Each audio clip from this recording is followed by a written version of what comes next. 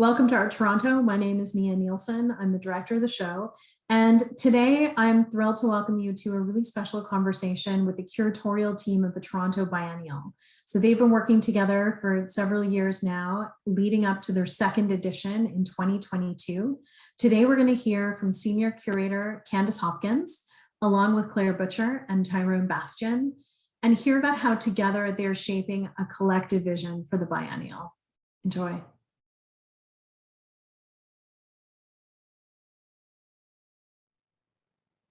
Thanks everyone for joining us on this presentation of the forthcoming Toronto Biennial of Art.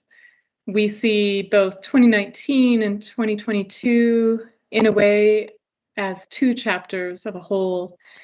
And I wanted to begin with some thoughts reflecting on the Biennial, but also the history of Toronto. And then before passing the microphone to my great colleagues, Tairone and Clare, introducing some of the artist projects that you're going to see in 2022. So when Toronto buried its creeks and rivers, it's as though it buried its history too. And the settler sublimation began with the construction of York, a colonial grid built directly over creeks and natural landforms in a conscious disavowal of existing ecosystems. And once the greater city of Toronto was conceived, this impulse to cover all that came before spread in earnest.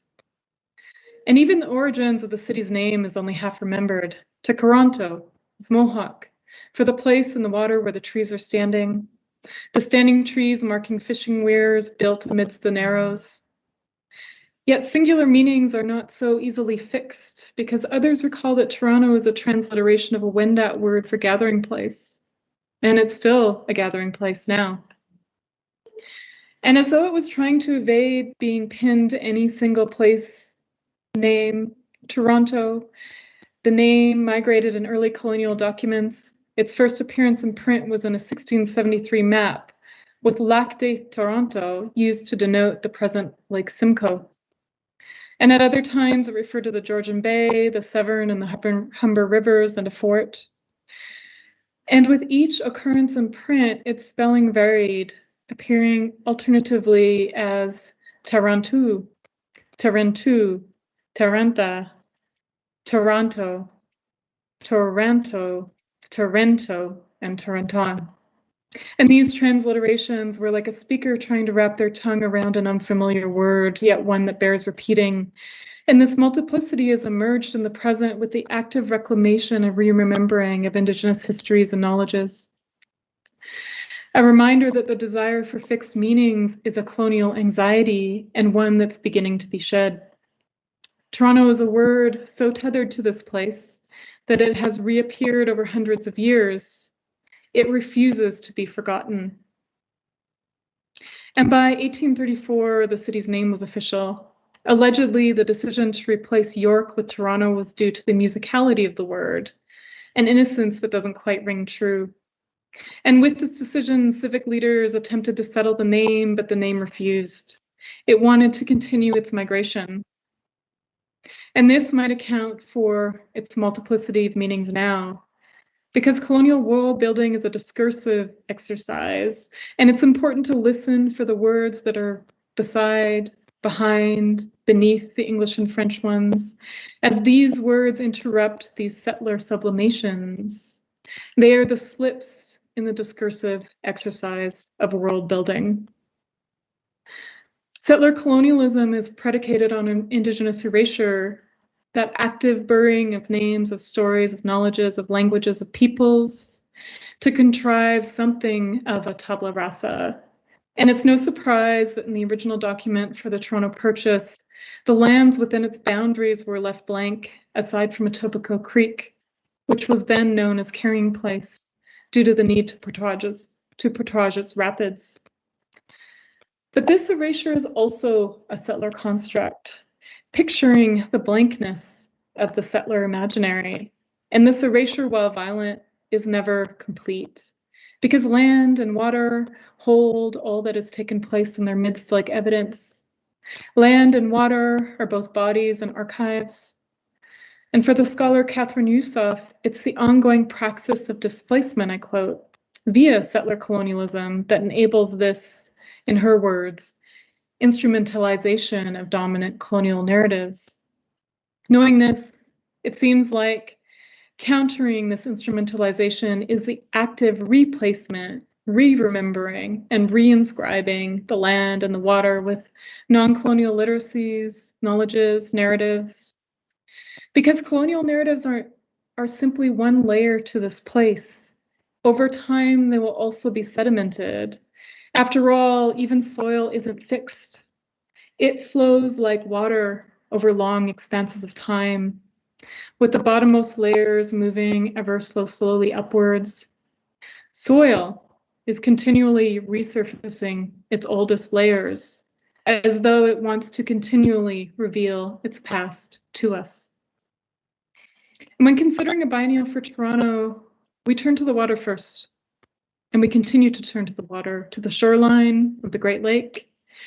We initially focused our energies here as a means to counter the feeling of the city itself, the feeling that it's turned its back to the water. We named the first chapter of the biennial the Shoreline Dilemma as a way to center this, as a way to call attention to how water resists attempts to control and contain it, how it can erode barriers, how it can eat away at concrete, how it burnishes stone. For us, this fugitivity and this sense of insistence is also the foundation of the city, a fugitivity that exists alongside development. The term, the Shoreline Dilemma, also implies the immeasurability of this site. Shorelines are fractal after all. They're not easily quantified, territorialized, or mapped. They're constantly shifting, meaning that any attempt to conventionally measure their length will fail. The shoreline's never fixed. And just as it evades territoriality, it eludes colonial cartography and control. In the edges of the shore, there's evidence of its persistent and quiet attrition of human-made structures, this active eating away at capitalist development desire. And the shoreline is also a microcosm of what Catherine Yusof has called white geologies. White geologies, for her, are predicated on the spatial dispossession of land in the Americas, a dispossession based on forced displacement of Indigenous peoples and their genocide, our genocide, and transatlantic slavery. For the shoreline and the rivers, both buried and extant, it also concerns the spatial dispossession of water. Radically altering the water has turned it into a tool of dispossession and displacement of humans, of beings, humans and non, that live on, within it, beneath it, as well as the belief systems that are formed in their relation. The shoreline then is an active site of invention. Whenever there has been a need for more land, it was built over the water. At some points, this manufactured shore stretches nearly a kilometer into the lake, providing a sense of scale to the ever-present demand for more land, for more development. Toronto's shoreline then is material evidence of the Anthropocene. As Yusof asks, she says, how do I pay attention to the modes of objectification that the genre of the Anthropocene both unleashes and maintains?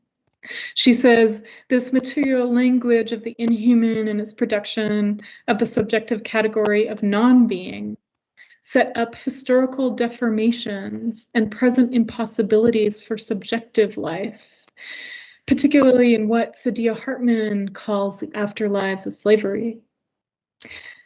Yet it is the afterlives of Indigenous displacement too. We live now in the wake of Indigenous cultural, spiritual, and physical genocide, just as we are also witnessing the resurgence of Indigenous self-determination. The scholar Jean Ray argues that we can't consider genocide apart from ecocide because the two are contingent.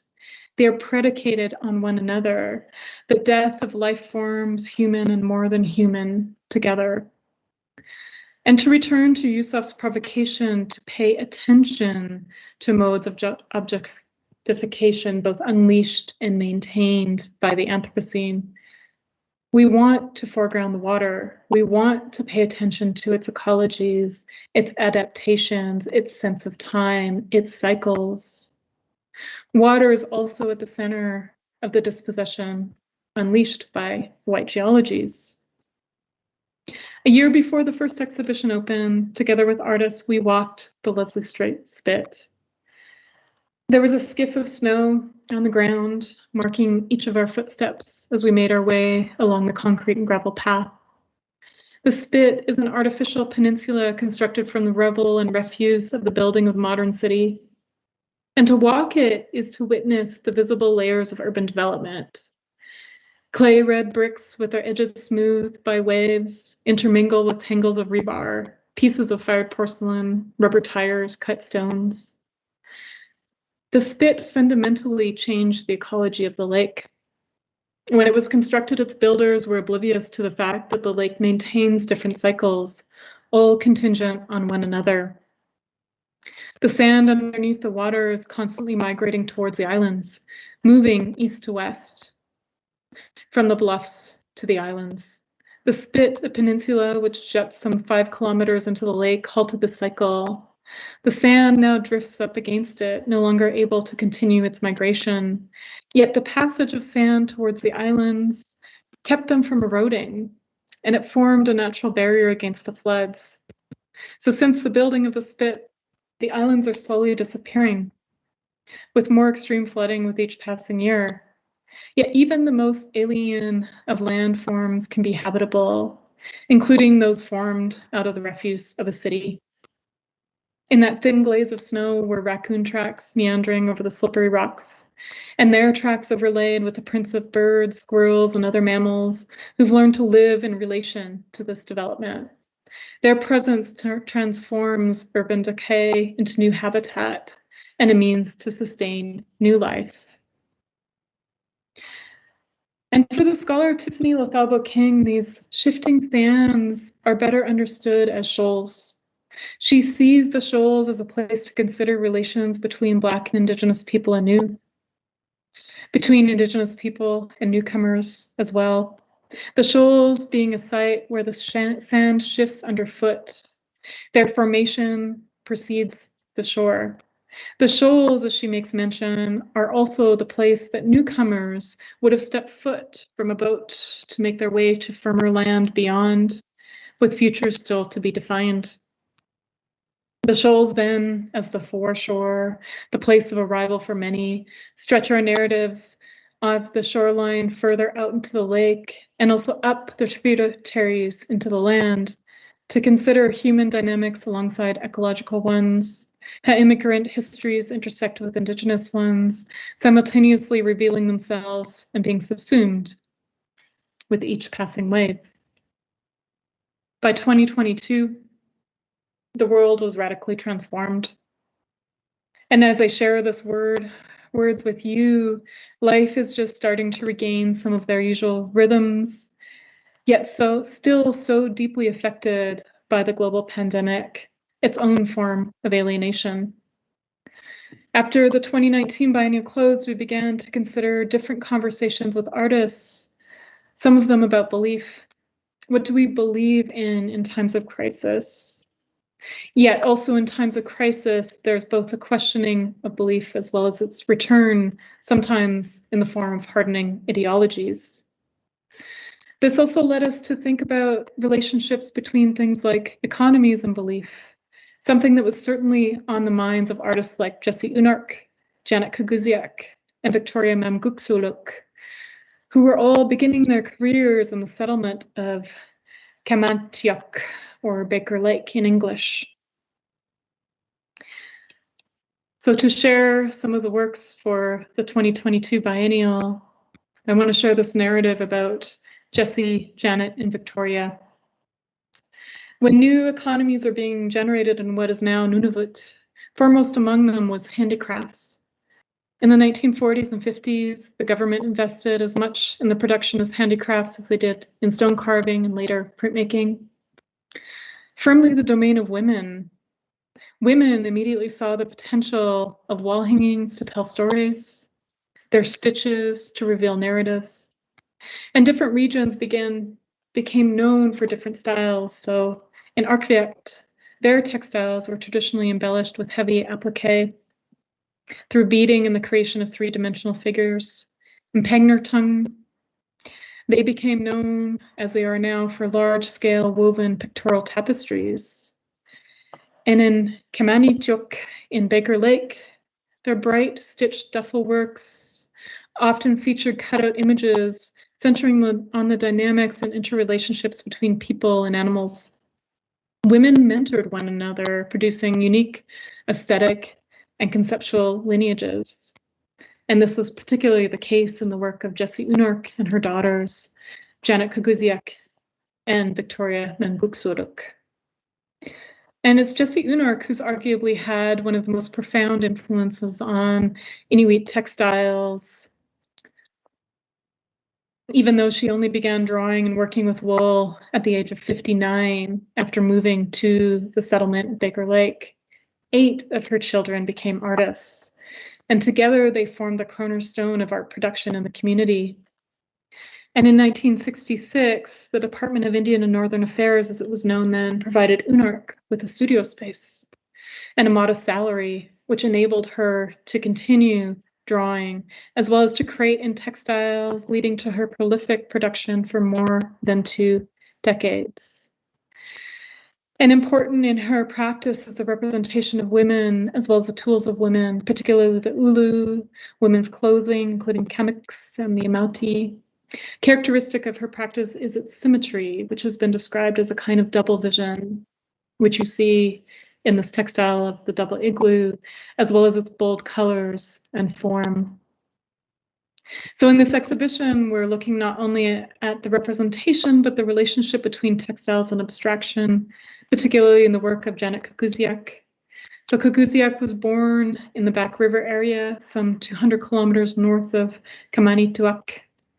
She lived through the starvation period of the 1950s before the family's relocation to Kamanittuaq, and was married at the age of 11 years old, likely as a means to help ensure the well-being of her family. She grew up listening to her grandmother's stories, but she said that the best listener was Manguksuluk, her sister Victoria, likely accounting for the rich narratives in Victoria's work.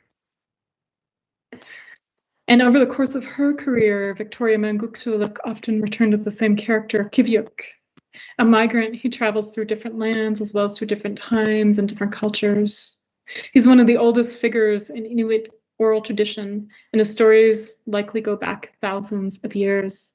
And he resurfaces at significant moments in time, like he intercepted a Soviet satellite flying over the Arctic during the Cold War. So he was a witness on the front line. And after many lives passed in the world of the white man, he finally returns home to forewarn of what he saw while he was away. So this idea of matriarchy, the idea of inheritance, these continue through the 2022 biennial, as well as a question of faith in materials or material faith. And these certainly also figure into the practice of another artist I want to speak to briefly, Eric Paul Reach. His is another practice that is decidedly matriarchal. He asks, and this is his writing, how do we survive settlement? Our stories and our craft and our teachings and our gifts as Indigenous peoples are woven into our bodies. We have survived and we will continue to survive. The makeup of my family and my ancestors permeates from my fingertips into my work. This project allows me to hold hands with my sisters and my mother through a large collaborative weaving piece. Born from a history of fiber artist textiles, connect our history to Dene or Navajo cosmologies, and these stories and beliefs are directly woven in the threads of our family. In weaving and sewing and drawing and dancing, I've always found solace in my body. Repetitive, long, meticulous, meditative motions are the basis of my practice. I see these actions as gifts to a slowing down and a refocus of existence. I see myself as both the performer and viewer, the maker and the material, as the warp and the weft, as the web and the spider, as my own father to his son. This is the knowledge of weaving that I've learned that I need to reintroduce to myself, holding hands with my family. This project that he's creating for the 2022 Biennial is exactly about that. So sanctuary and survival then are also ideas that we carry forward with us as we move up the tributaries of the 2022 Biennial. And with this, I want to pass the microphone to my colleague, Tairone Bastien, who'll share more. Thank you, Candice. And I think this is a good transition into what I would like to talk about, which is the theme of kinship. Kinship, like water, flows through the two editions of the biennial. It has seeped into everything and everyone. And by this, I don't speak of kinship as it is often reduced to notions of shared origins or relations of blood, but rather, I speak of it in far more expansive and fugitive ways.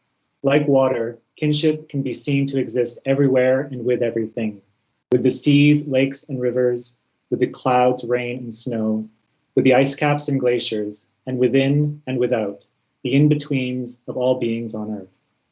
Kinship is in everything, and like water, in its ability to change shape and exist wherever there is life, kinship speaks of relations between all life. Where water struggles to move, where it is enclosed and limited, is precisely where it is more persistent and fugitive, seeping into and through the hardest stone, existing where it may seem at first like it doesn't belong. Which is where the strongest kin is often found, like within a chosen family, a colleague, a friend, with the bonds of strangers forged by common struggle, or, if we think more bravely, with the care between gardener and garden, with the loyalty and companionship of our pets, with the memories of ancestors, and with others long gone, and with the projections and dreams of possible futures. Kinship is where the like and unlike meet in moments of care, conflict, joy, and heartbreak.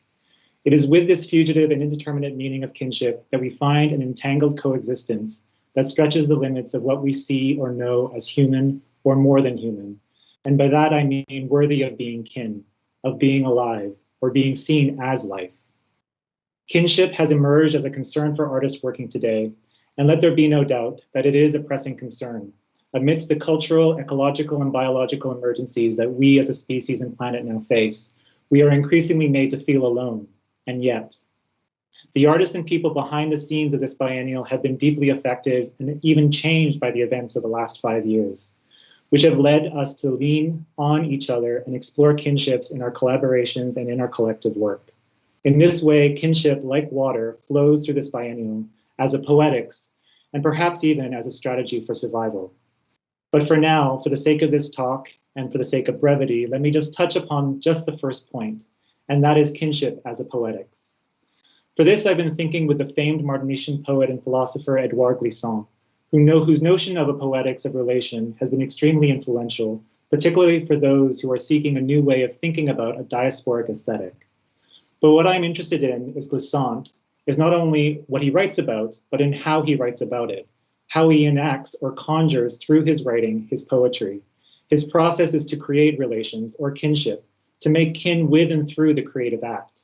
It is an inherently generous form of kin-making. And I interpret this in and through the last paragraph of an essay that he wrote titled Open Boat. I quote, "This is why we stay with poetry. And despite our consenting to all the indisputable technologies, despite seeing the political leap that must be managed, the horror of hunger and ignorance, torture and massacre to be conquered, the full load of knowledge to be tamed, the weight of every piece of machinery that we shall finally control, and the exhausting flashes as we pass from one era to another, from forest to city, from story to computer. At the bow, there is still something we now share, this murmur, cloud or rain or peaceful smoke. We know ourselves as part and as crowd. In an unknown that does not terrify, we cry our cry of poetry. Our boats are open and we sail them for everyone." This radical generosity that he elicits in this text produces kinship, or I should say produces the potential for making kin in an errant or wayward way. And so art making is a form of kin making as well. For Glissant, the open boat stems from the story of slave ships crossing the Atlantic And so it is powerful to think of how he, through his writing, is able to turn terror of kinships broken and lost forever into a forward motion and a creative form of making kin that is not filial or rooted in place and time, but asynchronous, rhizomatic, and free. The power and implications of such language, which is akin to poetry itself, is to shift knowledge and knowledge formation away from being in and about things towards being on and with relations. So I wanted to introduce 3 projects that we will present as part of the 2022 Biennial. The first is by Camille Turner, who is working on a commission that will take the form of a multimedia installation that is a mediation on the nave of the slave ship as a tomb, a womb, a sacred space of memory, a dark and haunted space. The immersive projection that she will install at the Small Arms Inspection Building in Mississauga intends to impart the feeling of enclosure on a vessel traversing the ocean with atmospheric sounds and spoken fragments of poetic texts that bring together archival and speculative narratives. This work stems from Camille's research and discovery of a largely unknown history, that of the slave ships that were built in the Maritimes in support of the transatlantic slave trade, a history that is not discussed in Canada or elsewhere, but which, as Camille discovered, somewhat to her surprise, is present in the archive. It's sitting there on the surface, hidden only because people largely have not wanted to see it or know it. This new work draws on strategies from Camille's ongoing project, the Afronautic Research Lab, an ongoing work that reimagines Canadian landscapes through social practice, installation, and performance art. The lab is a futuristic reading room in which participants encounter silenced evidence of slavery and its ongoing legacies in Canada that began with a triangular trading system between Africa, the Caribbean, and the North Atlantic seaboard. Camille offers herself in her work as a medium to recover silent voices, conjuring life from archival fragments and whisper stories from another dimension that reconnect the past to the present. Driven by curiosity, outrage, and fierce belief in a better world, she looks for the gaps and attunes herself to ghosts in places where the unresolved past haunts the present. The second commission I want to discuss is a work by Nadia Bellarique. For the next biennial, Nadia will present a new series of work, co-commissioned with partners across the Atlantic, rooted in her participation in the residency program of the Walk and Talk Festival on the island of San Miguel in the Azores. The Azores carry a personal connection for Nadia, whose family is originally from there. She was drawn to barrels as vessels that were traditionally used by those that have left the islands for North America in order to send goods back home cheaply by volume rather than weight. These standardized barrels are a point of departure for ongoing explorations as sculptural objects. Next slide. This work itself has traveled or will have traveled by the time it gets to Toronto, with showings in Europe and in New York as part of the new museum triennial this fall. This will be the first time all the barrels, which have been traveling in different configurations for the last few years, have all been seen together at the same time. The last commission I want to talk about is by Cyrus Marcus Ware, a visual artist, community activist, researcher, youth advocate, and educator. In 2019, we commissioned a 2-part installation by Cyrus called Antarctica.